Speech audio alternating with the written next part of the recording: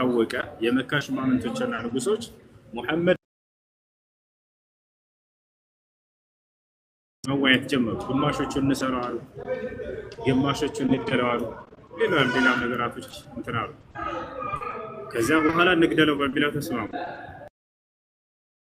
እንግደለው ሙሐመድ በሚለው በተስማሙ ጊዜ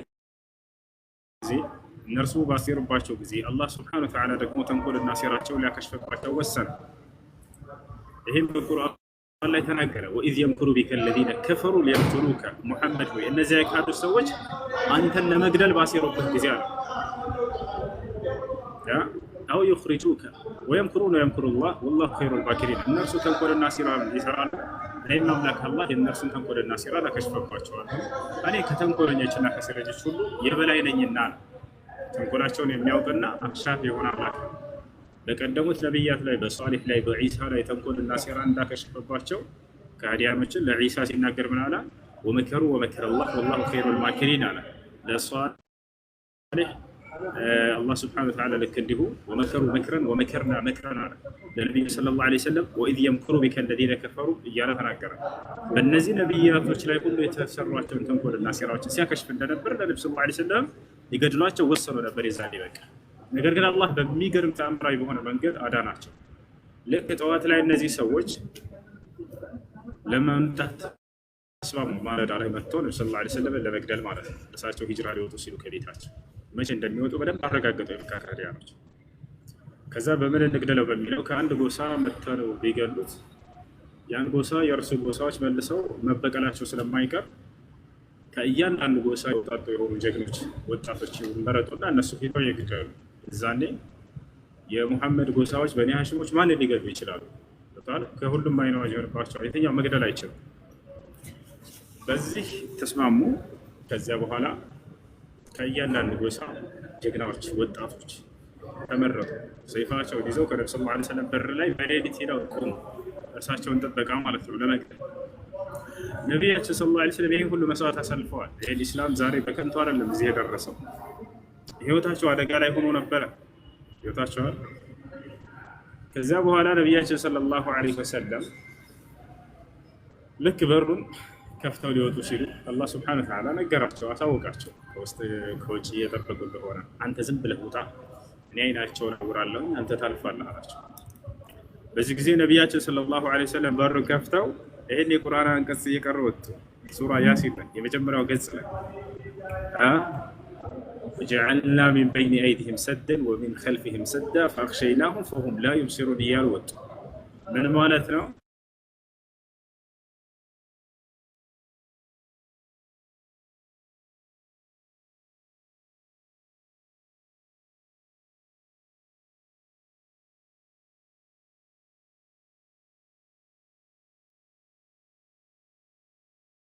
ነብዩ ሰለላሁ ዐለይሂ ወሰለም በጠላት ፊት ማንም ሳያያቸው አይናቸውን አውረው የመሄድና የማለፍን ተአምር ተሰጥተው ነበር።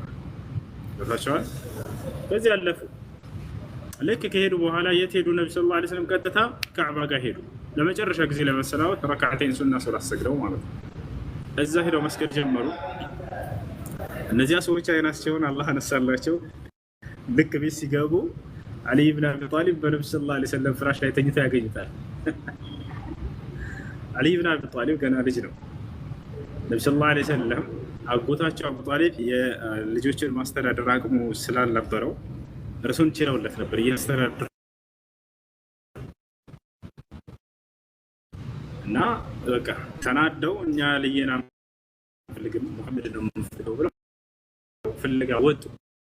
ተከተሉ ወያው ረካዓተይን ሰግደው ነብዩ ሰለላሁ ዐለይሂ ወሰለም ከአቡበክር ጋር ጋር ጉዟቸው ከተው ይሄዳቸው እንደሆነ ተከተላቸው እንደሆነ ግን አሁን ጀብር ሰው የተወከሰ ይዋካይ ወንዳ ያውቃሉ። እዛ ዋሻ ውስጥ ተደረገ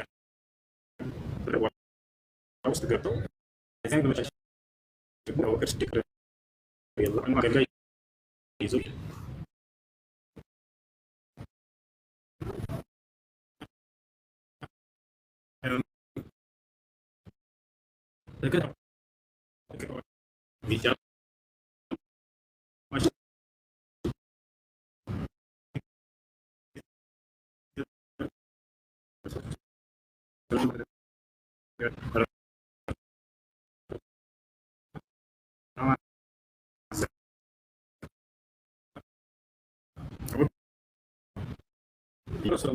ለው ነظረ አሐዱሁም ተሕተ ቀደመይሂ ለአብሰረና አላቸው። አንቱ የአላህ መልእክተኛ ሆይ አንዳቸው ከእግሩ በታች እኮ ቢመለከት ያዩናል፣ በቃ ደርሰውብናል እኮ አላቸው።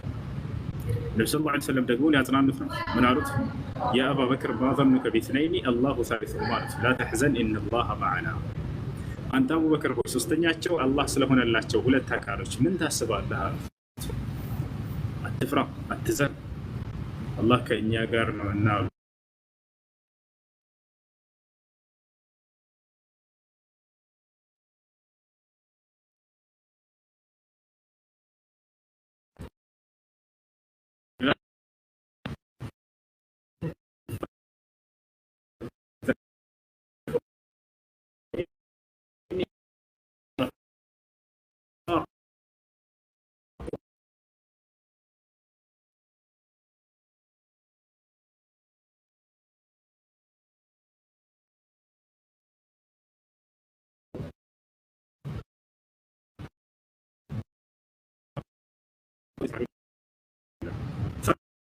ሁለቱ በክር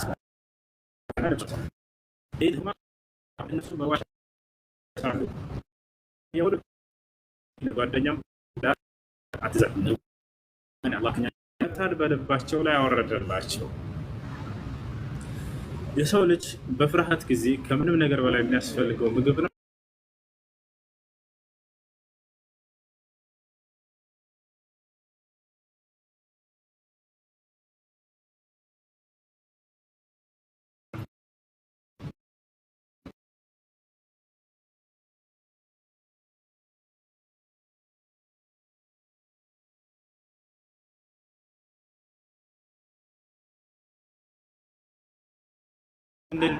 ሰኪና እርጋታ ነው። ቢጅኑድ ከዚያም እናንተ በማታዩት ሰራዊትም አገዘው አጸናው። ማናቸው? እነርሱ መላእክቶች። ወጀዐለ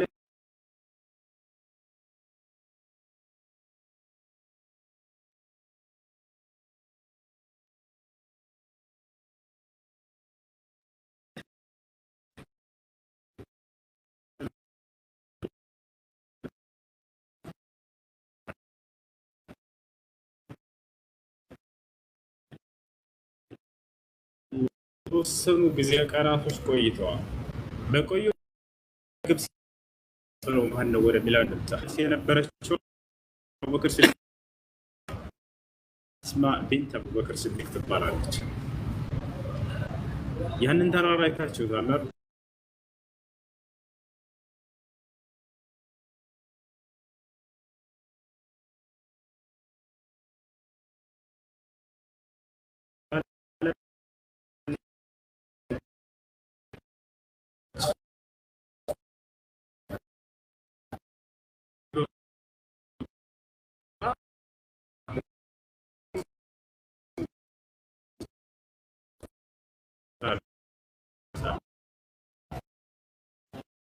ለመደበቅ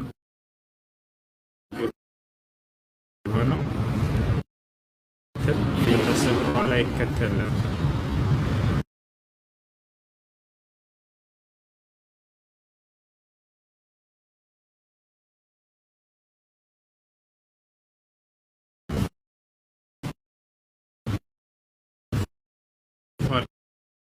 ስደት ከዛ ወጥተው ሄዱ። አሁን የሄዱበት መንገድ የሚታወቅ የሆነ ወደ መዲና የሚወስድ መንገድ አለ። የዛን ያወቁ ሰው በዛ ቢወስዳቸው መንገድ በሪ ይህንን መንገድ ላይ የሆነ ሰው ካየ ሊናገር ስለሚችል ስለዚህ መንገዱ ማነው ያውቀን አዲስ መንገድ ወሰዳቸው። ማን ሰው እንዳያገኛቸው ማለት ነው። ማን ሰው ተከፈሉ ነብዩ ሰለላሁ ዐለይሂ ወሰለም ርቀቱን አይታ ወደ 500 ኪሎ ሜትር ሊሆን ይችላል ይመስለኛል። ከዚህ ከመካ መዲና ድረስ ነብዩ ሰለላሁ ዐለይሂ ወሰለም እና አቡበክር ሲዲቅ በእግራቸው ሄዱ። አሁን በመኪና ብትሄድ ራሱ የሚያሰለች ወላሂ በመኪና ብትሄድ በጣም የሚያሰለች መንገድ ነብዩ ሰለላሁ ዐለይሂ ወሰለም በዚህ ፀሐይ ያንን ርቀት መንገድ ሁሉ ሄደው አሳልፈዋል። ይህን ሁሉ ያሳለፉት ለማን ነው? ለእኔና ለእናንተ ነው። ይሄ ነብያት ሃይማኖት፣ ይሄ ነብያት ዲን ለእኛ በሰማያዊ መንገድ ቤታችን ውጭ ብለው ግን ቤታችን ንብረታቸውን ቤታቸው ጋብቸዋል። ነቢያችን ሰለላሁ ዐለይሂ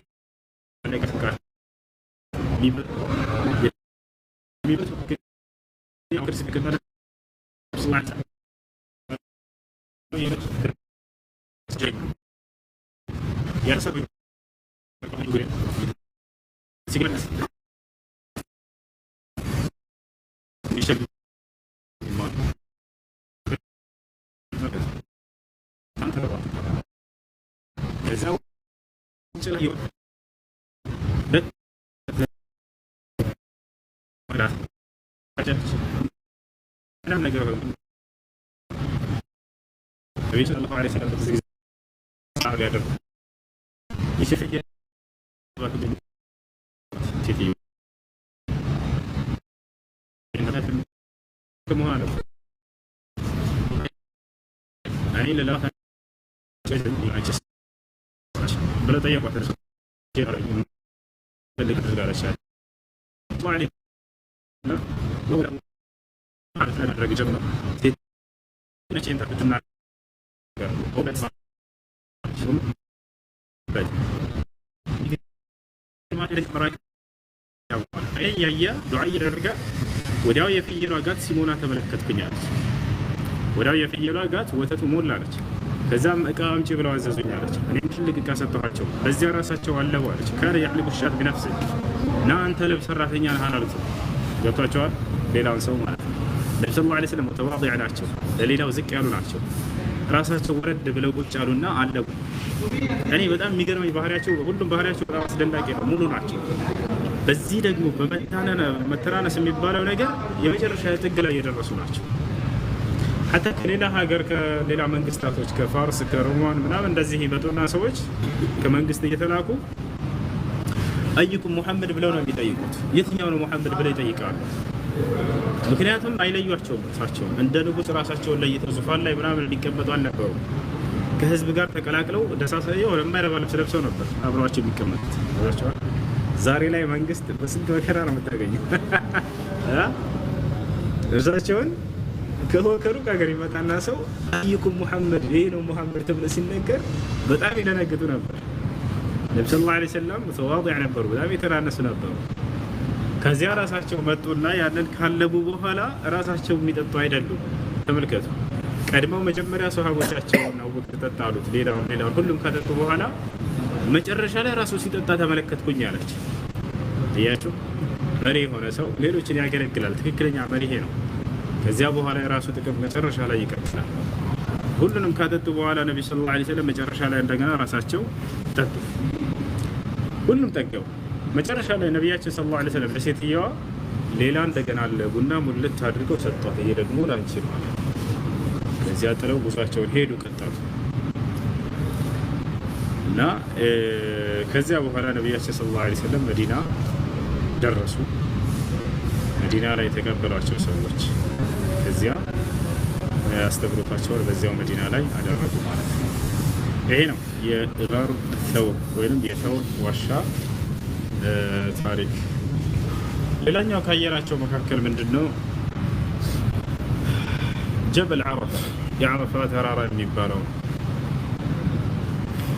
አሁን በመጣንበት በዑምራ ጉዞአችን ከጎበኘናቸው ቦታዎች ጀበል ዓረፋ የዓረፋ ተራራ ወአለይኩም ሰላም ወራህመቱላሂ ወበረካቱ። የዓረፋ ተራራ ከካዕባ 22 ኪሎ ሜትር ራቅ ብሎ የሚገኝ የሆነ ተራራ ነው። ይህ ተራራ የሐጅ ስነ ስርዓቶች ከሚፈጸሙባቸው ቦታዎች መካከል አንደኛው ቦታ ነው። የሐጅ ስነ ስርዓቶች የሚፈጸምበት የ9ኛው ቀን ቦታ ነው። በ9ኛው ቀን ላይ በዚያ ቦታ ላይ ነው የሚቆመው። ወልውቁፍ ዐለ ጀበል ዓረፋ ሩክን ሚን አርካን አልሐጅ።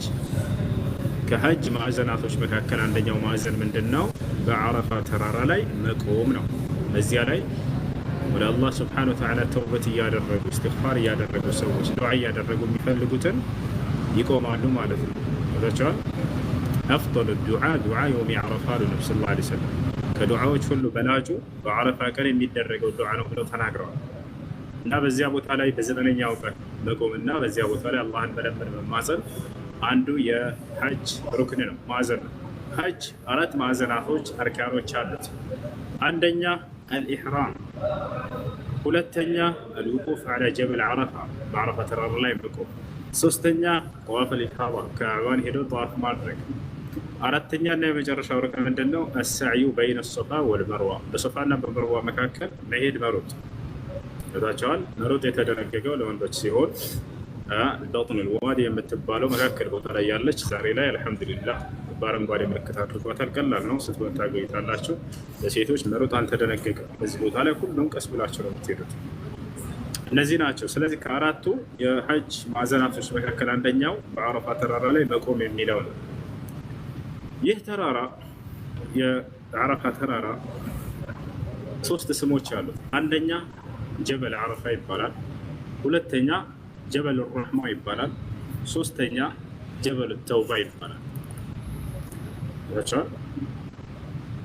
ስለ ዓረፋ ዓረፋ ተብሎ ከመጀመሪያው ጀምሮ ዓረፋ ተብሎ የተሰየመበት ምክንያት ምንድነው የሚለውን በተመለከተ ፊህ 4 አቅዋል የአህል ዒልም ዑለሞች በዚህ ጉዳይ ላይ 4 ሀሳብ አላቸው። አንደኛው ምንድን ነው? መልአኩ ጅብሪል ዓለይሂ ሰላም ለኢብራሂም ዓለይሂ ሰላም የሐጅ አደራረግን ስነ ስርዓት በመካ ምድር ላይ የዞረ በየቦታው እያሳየው እያለ በዚያ ቦታ ላይ ሲደርስ ምን አለ ይባላል? እዚህ ቦታ ላይ መቆም እንዳለበት በ9ኛው ቀን ሁሉም ከነገረ በኋላ አረፍተ አለው። አወክና ነው። ነዓም አረፍቱ አለ ኢብራሂም። አዎ አወቅኩኝ አለ። ወሱሚየ ቢዛሊከ ዓረፋ፣ በዚህም ምክንያት ዓረፋ ተብሎ የተጠራ። ስለዚህ አንደኛው ዓረፋ ተብሎ የተጠራበት ምክንያት ይህ ነው። ሁለተኛ የተራራ ዓረፋ ተራራ ተብሎ የተጠራበት ምክንያት ምንድን ነው? አደም ዓለይሂ ሰላም እና ሐዋ ዓለይሂ ሰላም ከሰማይ ከጀነት ወደ ምድር ውረዱ በተባሉ ጊዜ በዚህ ተራራ ነው የወረዱት ይባላል። ልክ በወረዱ ጊዜ ዓረፍቱከ አለችው፣ አወኩ ዓረፍቱኪ አወኩሽ አላት። በዚያም ዓረፋ ተብሎ ተጠራ ማለት ነው። ሶስተኛው ዓረፋ የተባለበት ምክንያት ሊአነ ናስ የጅተሚዑነ في هذا المكان ويتعارفون فيه وسمي بذلك عرفة. عرفة የተባለበት ምክንያት ሶስተኛው ምክንያት ምንድነው? ከዓለም የሰው ዘር ሁሉ ሐጅ ለማድረግ በዚህ ቦታ ላይ በመቆምና በመሰባሰብ ስለሚታወቁበት ዓረፋ ተባሉ።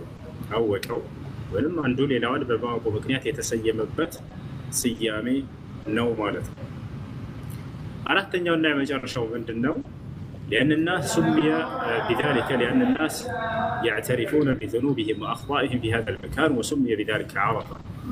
كعالم يتسبسب يسوزر كله بزي ቦታ ላይ ቆሞ ለጌታው ለአላህ Subhanahu Wa Ta'ala ወንጀሉን የሚያምንበትና የሚያውቅበት ቦታ ስለሆነ በዚህ ምክንያት ዓረፋ ተብሎ ተጠራ ማለት ነው። ለዚህ አራቱ ዑለሞች ንግግራቸው በዚህ ተራራ ስያሜ ምክንያት ነው። ሌላኛው የተራራው ስም ምንድነው ብለናል? ጀበል ረሕማ ይባላል፣ የእዝነት ተራራ። ሌላኛው ጀበል ተውባ የንስሐ ወይንም የተውባ ተራራ። የንስሐ ወይንም የተውባ ተራራ የተባለበት ምክንያት ምንድነው ከተባለ ሰዎች ከዓለም እዚህ ቦታ ላይ ተሰባስበውና ቆመው ወደ አላህ Subhanahu Wa Ta'ala ንስሐ የሚያደርጉበት ቦታ ስለሆነ የንስሐው ተራራ ተብሎ ተጠራ። ጀበል ረሕማ የእዝነቱ ተራራ የተባለበት ምክንያት አላህ Subhanahu Wa Ta'ala በዓረፋ ተራራ ላይ ለሚቆሙ ሰዎች የሐጅ ሰነ ስርዓት በመፈጸማቸው ምክንያት እዝነቱን የሚያሰፍንበት ቦታ ስለሆነ ጀበል ረሕማ የእዝነቱ ተራራ ተብሎ ተጠራ ማለት ነው። እነዚህ የስያሜዎቹ ምክንያቶች እንደሆኑ በዑለሞች ዘንድ ይነገራሉ እና ካየናቸው መካከል አንደኛው ይህ ነው፣ ጀበል ዓረፋ የሚባለው ማለት ነው። ሌላኛው ትላንት የታየው ምን ነበር? ጀበል አኑር የኑር ተራራ። ኑር ማለት ብርሃን ማለት ነው። በእርሱ ውስጥ ምን ይገኛል? ጋሩ ሒራ የሒራ ዋሻ ይገኛል። በዚያ በታላቁ ዋሻ ውስጥ ብርሃን በመፈንጠቁ ምክንያትም ጀበል ኑር የብርሃኑ ተራራ ተብሎ ይጠራል። ነቢያችን ሰለላሁ ዐለይሂ ወሰለም ነቢይ ከመሆናቸው በፊት በዚህ ተራራ ላይ የመመላለስን ልማድ አድርገው ነበር። ለምንድን ነው ወደዚህ ዋሻ ለመምጣት ያስፈልጋቸው? ነብዩ ሰለላሁ ዐለይሂ ወሰለም ዋሻ በጣም ይርቃል፣ ገብታቸዋል። ከሰው በጣም ገንጠል ያለ ለምን መምጣት አስፈለጋቸው? እንግዲህ የመካ ሰዎች በእርሳቸው ጊዜ ነብዩ ሰለላሁ ዐለይሂ ወሰለም ነቢይ ከመደረጋቸው በፊት በኢብራሂም ዓለይሂ ሰላም እና በእስማኤል ዓለይሂ ሰላም መንገድ በትክክለኛው የተውሂድ መንገድ ላይ አንዳንድ ባዕድ አምልኮችን ጨምረው ነበር። ጣዖታትን ይሰግዱላቸው ይለምኗቸው ነበር። ገብቷቸዋል። ነቢ ሰለላሁ ዓለይሂ ወሰለም ይህንን ነገር ገንጠል ብለው ከህዝቦቻቸው በመሸሽ ብቻቸውን ጌታቸውን አላህ ሱብሓነሁ ወተዓላን በብቸኝነት ለመገዛት እና ተፈኩር ለማድረግ ስለዚህ ዓለም ለብቻቸው ገንጠል ያለ ቦታ መምረጥ ወሰኑ። ገብቷቸዋል። ባዕድ አምልኮ ከሚሰሩ ሰዎች ጋር አብረው አምልኮን ከመስራት ለብቻቸው ገንጠል ብለው መስራትን ስለወደዱ ወደ ሒራ ዋሻ መሄድን ተወደደ በልባቸው ዘንድ። እናታችን ኸዲጃ ረዲየላሁ ዐንሃ አላህ መልካም ስራ ይወደድላትና ስንቅ አዘጋጅታ ታስቀምጥላቸዋለች ለነብዩ ሰለላሁ ዐለይሂ ወሰለም። ያን ስንቅ ይዘው ይሄዳሉ ሒራ ዋሻ። ያ ስንቅ እስኪያልቅ ድረስ በዚያ በዋሻ ውስጥ ጌታቸውን አላህ ሱብሓነሁ ወተዓላን ይገዛሉ። ካነ የተሐነሱ ፊ ጋር ሒራ፣ በሒራ ዋሻ ውስጥ አላህን ይገዙ ነበር። አያችሁ አላህን እንዴት ሊያውቁ ቻሉ? ከዛ በፊት ከተባለ ነቢዩ ሰለላሁ ዐለይሂ ወሰለም የኢብራሂም ዓለይሂ ሰላም እና የእስማኤል ዓለይሂ ሰላም የእነዚህ ታላላቅ ነቢያቶች ባስተማሩበት ነገር ነው የተወለዱት፣ በመካ ምድር ላይ ማለት ነው። የመካ ሰዎች አላህ ሰማይ ምድርን የፈጠረው አምላክ እንደሆነ ሁላቸውም ያውቁ ነበር። እርሳቸውም ሁላቸውም የመካ ሰዎች ሐታ በዘመናቸው ያሉ ችግራቸው ምን ነበር? የመካ ሰዎች መሰላችሁ? እኛ ጻድቅ አይደለንም፣ ንጹሖች አይደለንም፣ የኃጢአት ባለቤት ነን። ስለዚህ ወደ አላህ ሊያቀርበን የሚችሉ ከእኛ በላይ ንጹህ የሆኑ ሷሊሆች፣ ደጋጎች፣ ወልዮች ያስፈልጋሉ ብለው ያምናሉ። ከዚያም በመካከላቸው ላት፣ መናት፣ ዑዛ የሚባሉ አካሎችን በቅርጽ አስቀመጡና እነዚያን አማልዱን ብለው ይጠይቋቸዋል እንጂ ሰማይና ምድርን የፈጠረው ከአላህ ውጭ እንዳልሆነ በደንብ አድርገው ያውቁ ነበር። ነቢ ሰለላሁ ዐለይሂ ወሰለም ከእነርሱ በምን ተለዩ ከተባለ ሁሉን የሚገባው እንደ አምላክ አላህ ብቻ ነው እና እርሱን ብቻ ነው መገዛት ያለብኝ ብለው ገንጠል ብለው አላህን ይገዙ ነበር። ወዳቸዋል። ወለኢን ሰአልተሁም መን ኸለቀ ሰማዋት ወልአርድ ለየቁሉነ አላህ ይላል። ሙሐመድ ሆይ ሰማይና ምድርን ማን የፈጠረው ብትላቸው እነዚህን የመካ ሰዎች አላህ ነው ይሉሃል። በዚህ ምንም ተቃውሞ የላቸውም። የመካ ሰዎች ችግራቸው ምን ነበር? አምልኮን ከአላህ ውጭ ለሌላ አካሎች ይሰሩ ነበር፣ ያደርጉ ነበር። አምላክ ናቸው ብለው አይደለም፣ የሚገርማቸው ያማልዱናል ብለው ነው። ልክ ዛሬ ሰዎች ከአላህ ውጭ ሌላን አካል ወልዮች፣ ሽሆች እየተባለ እነዚያ እንደሚጠሩ ማለት ነው። ገብቷቸዋል አይደል? ከዚያ የተለየ አልነበረም እነዚህ ሰዎች ሲያደርጉ የነበረ። ማ ነዕቡዱሁም ኢላ ሊዩቀርቡና ኢለላሂ ዙልፋ ይሉ ነበር። እኛ እንገዛቸው ወደ አላህ ማቃረብን እንዲያቃርቡን ብቻ ነው የምንጠራቸው ብለው ይናገራሉ። አላህ ይሄን ከለከለ። ገብቷቸዋል አይደል? ቁል ኢኒ ኡሚርቱ አን አዕቡደ አላህ ሙኽሊሰን ለሁ ዲን ወኡሚርቱ አን አኩነ አወለል ሙስሊሚን እያሉ እንዲናገሩ አላህ ሱብሓነሁ ወተዓላ አዘዛቸው ማለት ነው። እና እነዚህ ሰዎች የፈጠራቸው ማን ነው ተብለው ቢጠየቁ አላህ ነው እንደሚሉ ይናገራል። ወለኢን ሰአልተሁም መን ኸለቀሁም ለየቁሉነ አላህ፣ ማን የፈጠራቸው ብትላቸው አላህ ነው ይሉሃል። የሁሉ ነገር አስገኝና ፈጣሪ አላህ መሆኑን በደንብ አድርገው ያምኑ ነበር። እና ነገር ግን በአላህ ላይ እነዚህ ሰዎች ያጋራሉ። ነቢ ሰለላሁ ዐለይሂ ወሰለም እስከተባለ እርሳቸው ካነ የተሐነሱ አይ የተሐነፍ አልሐነፊያ ሂያ الميل عن طريق الباطل إلى طريق الحق، وهي طريقة إبراهيم عليه السلام كما قال سبحانه وتعالى واتخذوا ملة إبراهيم حنيفا. يا الله سبحانه وتعالى إنك صلى الله عليه وسلم بإبراهيم من قرلاي بحنفية من قرلاي نبروا مالك الله عنده بشجرة من قزات من قرلاي. سلسل بحيرة والشوست نانتنا بتاية والشوست سيهدوا ينبروا الله عنده بشجرة من قزات نبروا. بس هون تعالى يسألوا ملاك جبريل عليه السلام كالتات عندك برمضان ورلاي نببلو برمضان واحد بعشر الأواخر بأسرتك مجرشات رمضان ليلة كليلة بليلة القدر لاي قرآن يزو أورد الناس قرآن يزو أورد الناس برمضان و بأسرتك قرآن ليلة لاي بهاي سبقت الناقل سورة العلق اقرأ يزو أورد الناس يا اقرأ باسم ربك الذي خلق الإنسان من علق اقرأ وربك الأكرم الذي علم بالقلم علم الإنسان ما لم يعلم. يلون القرآن كذا ورد الله شهيرا بجمع ورد الله شهيرا وملائكة جبريل عليه السلام. اقرأ أم ببالك باسم ربك الذي خلق كل بفتر بأملاك الله سمع ببالك. ስለዚህ መልአኩ ጅብሪል መጥቶ መጀመሪያ ያሳወቃቸው የሁሉ ነገር ፈጣሪ ከሆነው ከአምላክ ዘንድ የተላከ መልእክተኛ መሆኑን ስለዚያ ስለ ሁሉ ነገር ፈጣሪ ስለሆነው አምላክ አላህ ነው መጀመሪያ መጥቶ ያስተማራቸው። اقرأ باسم ربك الذي خلق الإنسان من علق سولم كالقادم فالدرجة. اقرأ وربك الأكرم إذا شر لقاش لقسوا مكاكل يا نبي النت المعارك لا أنت لقساش እና አላህ ስብሐነ ወተዓላ ይሄንን አወረደላቸው። መልአኩ ጅብሪል ዓለይሂ ሰላም ይሄንን አናግሯቸው ሄደ። ነብዩ ሰለላሁ ዐለይሂ ወሰለም ይሄን ቃል ተቀብለው ወደ ቤታቸው ሄዱ። ከዚያ በኋላ ከተወሰኑ ጊዜያቶች በኋላ ወህዩ በተከታታይ መምጣት ጀመረ በእርሳቸው ላይ ማለት ነው። እና ይሄን ይመስላል ካየናቸው ቦታዎች ይሄ ነው። ሌላው በአላህ ፍቃድ ከምናያቸው መካከል አላህ ወንድሞቼ ወደ መዲና እንሄዳለን። መዲና ከምናያቸው የታሪካዊ ቦታዎች የነብዩ ሰለላሁ ዐለይሂ ወሰለም ቀብር ታያላችሁ። የአቡበክር ሲዲቅ ረዲየላሁ ዐንሁ፣ የዑመር ብን አልኸጣብ ረዲየላሁ ዐንሁ፣ በቂዕ የሰሃቦች ሁሉ ቀብር ታይታላችሁ።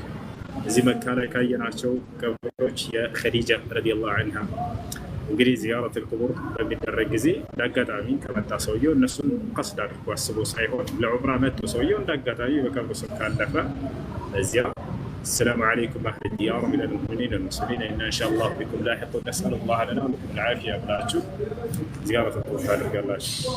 እሺ እና ሌላ ቦታዎችን ታያላችሁ። በመዲና ላይ የምታያቸው ስፍራዎች አሉ። የመሳጅዶች መስጂዱል ቂብለተይን፣ መስጂድ ቁባ፣ መስጂድ አልገማማ እነዚህን ሁሉ ታያላችሁ። እሺ ሁሱ ሸሃዳ ነው ገስት ያለችው። እሺ ይሰማሻል? ገስት ያለችው ልጅ ሰላም ነው? ይሰማል? ይሰማል። እሺ ሸሃዳ ማያስፈልገች ነው? አዎ ሸሃዳ ማያስፈልገኝ። እሺ የምለውን ቃል አብረሽ የተከተልሽ ወይ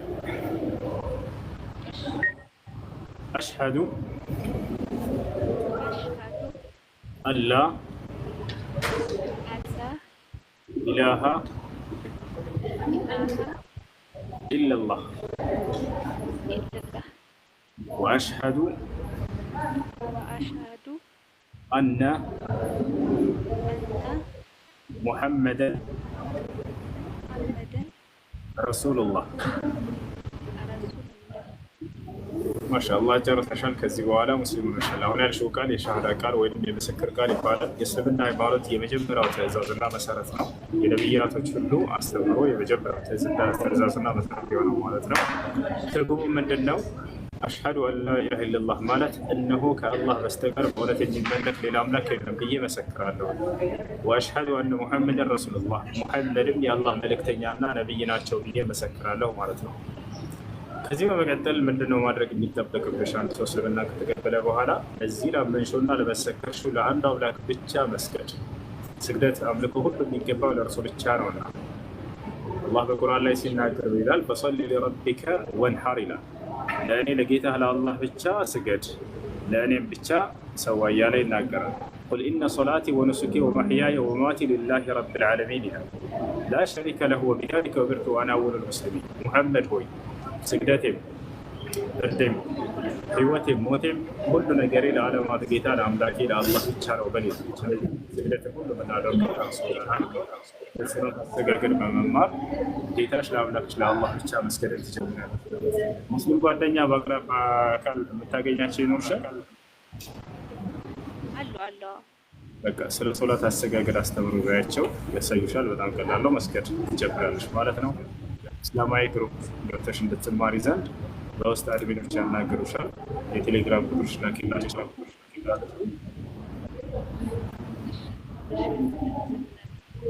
እሺ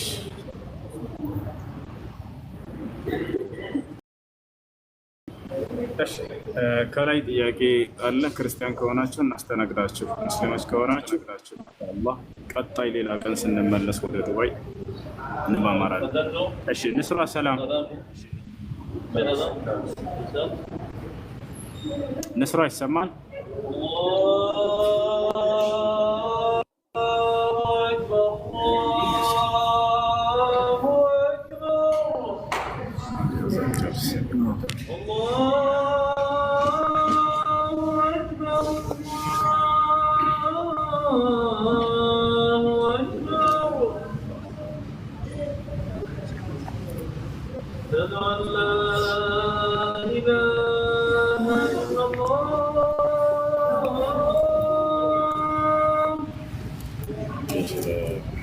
أشهد أن لا إله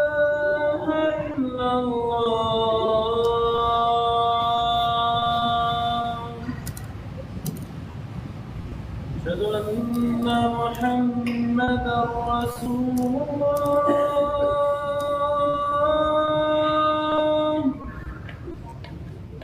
أشهد أن محمدا رسول الله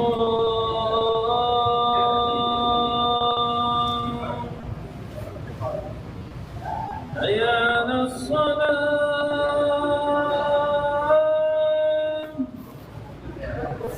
حي على الصلاة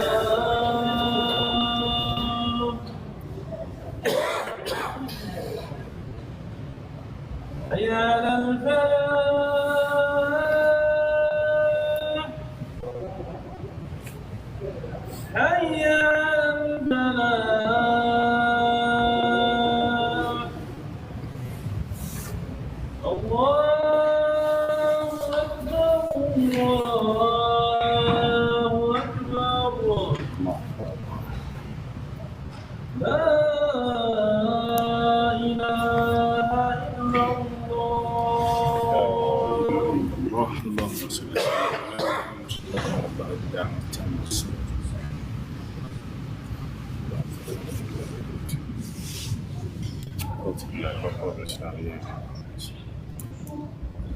እሺ ንስራ ጥያቄ ያለሽ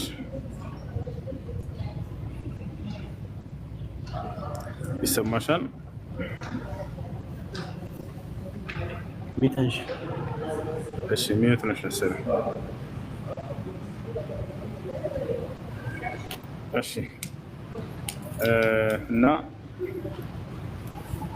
በቃ ጨርሰናል። ሰለላሁ ዐለይሂ ወሰለም ወዐላ አሊሂ ወሰለም። እንግዲህ አላህ እንዲቀበላቸው ሁላችሁም ዱዓ አድርጉ። ኢብራሂም ዓለይሂ ሰላም እና ልጁ ኢስማኤል በዚህ ቦታ ላይ አላህ ያዘዛቸውን ሰርተው ከፈጸሙ በኋላ ካዕባን ከሰሩ በኋላ አድርገው የተባሉትን የሐጅና የዑምራ ስነ ስርዓት ከጨረሱ በኋላ ረበና ተቀበል ሚና ኢነከ አንተ ሰሚዑል ዓሊም ወቱብ ዓለይና ኢነከ አንተ ተዋቡ ረሒም ይሉ ነበር። ረበና ተቀበል ሚና ወኢዝ የርፈዑ ኢብራሂሙ ልቀዋዒደ ሚነ البيت وإسماعيل ربنا تقبل منا إنك أنت السميع العليم ይህን ዱዓ አድርገዋል። ጌታችን አላህ ሆይ ከእኛ ተቀበለን አንተ ሰሚና አዋቂ የሆንክ አምላክ ነህና እያሉ ተማጽነዋል። እኛም እንዲሁ ኢብራሂምና ኢስማኤል እንዳሉት እነርሱን በመከተል ረበና ተቀበል ሚና ኢነከ አንተ السميع العليم እንላለን። ጌታችን አላህ ሆይ ተቀበለን አንተ ሰሚና አዋቂ የሆንክ አምላክ ነህና። እሺ ልጆች መልካም ጊዜ ይሆንላችሁ። ሰላም አለይኩም ወራህመቱላሂ وبركاته.